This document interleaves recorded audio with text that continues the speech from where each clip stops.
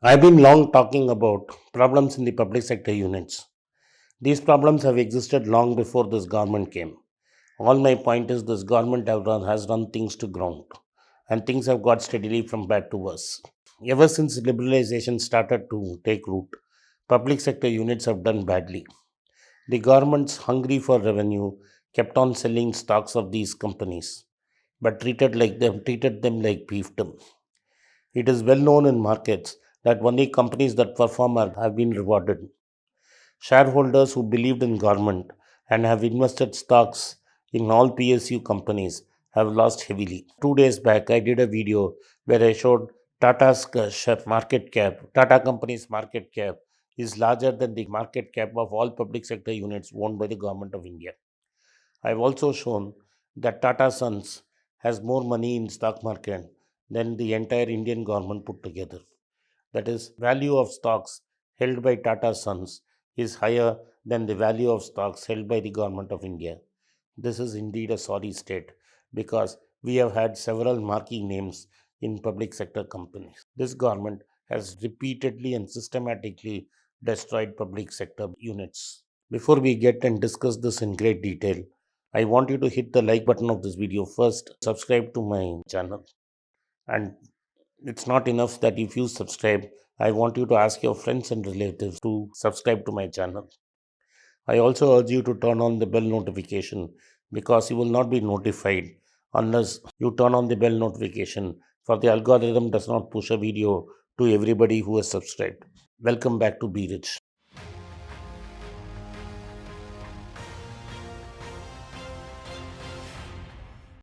What has happened in the last 12 months is nothing short of disaster. From the lows of March, markets have rallied by 80%. The all public listed company stocks have rallied by 18% this year. Two in three companies have made positive gains. That means 75% of the market is up. In such a situation, the public sector companies have done terribly. So, what in turn has happened is they have lost market cap. Nearly 18% positive for all listed companies and 18% negative for all public sector units. There is a gap of 36% between performance of public sector companies and market as a whole. This is indeed terrible news. The total amount the government has nearly 77 listed companies. That is, there are 77 listed public sector units in which government has various stocks. Of these 77 companies, in 45 companies, the government has lost badly.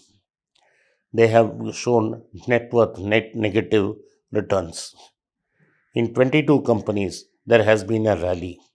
Altogether, in 77 companies, the government has lost money badly. The government's share of the total market cap is 9.7%.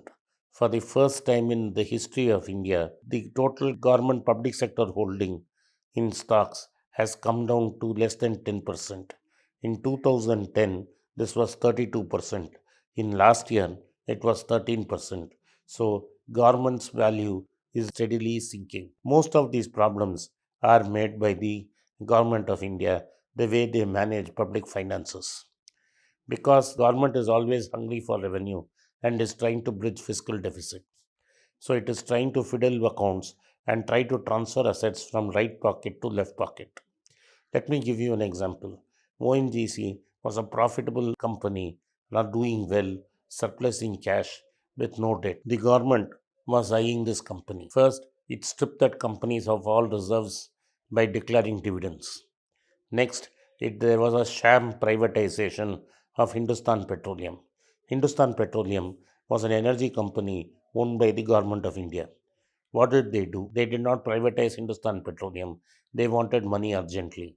They forced ONGC to borrow money from the market to the tune of 20,000 crores and pay to the government of India and sold HPCL to them. Now, HPCL, though acting as an independent entity, is owned by ONGC. There is no synergy between ONGC and HPCL. ONGC has only one refinery in Mangalore. It was the erstwhile MRPL. Most of the time, ONGC digs crude in India and abroad and supplies it to Indian refiners or sells it abroad wherever at spot prices. There is also a very profitable subsidiary called ONGC Videsh. What did you do to this company? You did two things to damage this company. One, you dumped HPCL on this company. Second, you took Gujarat Gas, a company where the then Chief Minister of Gujarat claimed that he is going to make huge amounts of gas that will flood the Indian market and every household will have gas.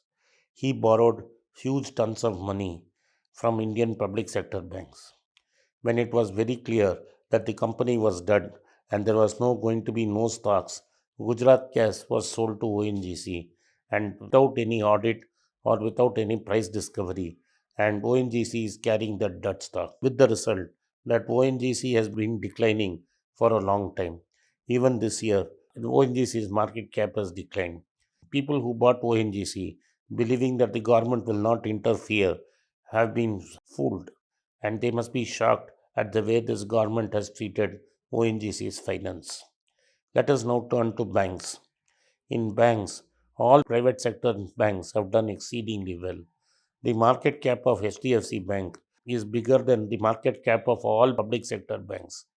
HDFC Bank is the most valuable bank in the world and they operate in the same Indian market. State Bank of India, which has a huge advantage of being the government's banker. All public government accounts are maintained in State Bank of India.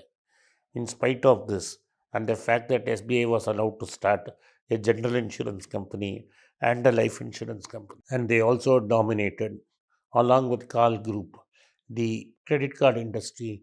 This bank has done terribly well, badly. This is largely account of lot of big NPAs that have come in corporate sector. While all banks have rallied, even a bank which was supposedly in trouble, like IndusInd Bank, went up from 354 rupees to 900 plus. SBI has been down in the doldrums. This year, SBI has lost 20% of its market cap. If the government cannot run India's largest commercial bank properly, then the old adage is true. Government has no business to be in business.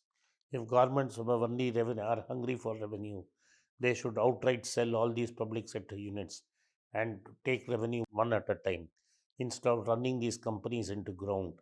And like in case of BSNL, deliberately kill the company to give an advantage to its friends who are running large telecom companies. Thank you for watching Be Rich. If you like this video, press the subscribe button of my channel, hit the like button and turn on the bell notification. If you use Kindle, you can buy the book using the Kindle link given below. If you want a hard copy, send a message to the WhatsApp number given below and my team would get in touch with you. At the very end, if you want to get in touch with me, please send a mail to berichenglish@gmail.com. I am grateful for your support of Be Rich.